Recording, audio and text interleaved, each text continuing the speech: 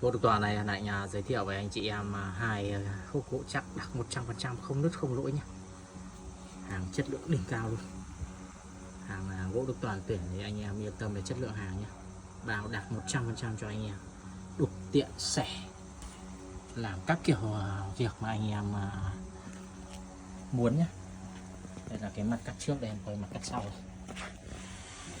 Cắt đặc 100% hết nhé. Anh em nào vào được điện thoại trực tiếp cho Gỗ Đức Toàn, số điện thoại trên màn hình hoặc cái bạn Zalo số điện thoại trên màn hình, em sẽ tư vấn thêm cho anh em.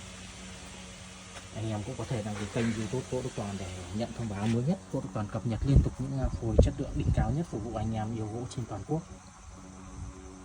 Cảm ơn anh em đã xem video và ủng hộ Gỗ Đức Toàn trong suốt 15 năm qua. Xem hàng trực tiếp tại Phước Đồng, Nha Trang, Khánh Hòa, để em ship toàn quốc nhé. Gỗ Đức Toàn thân ái chào tạm biệt và hẹn gặp lại.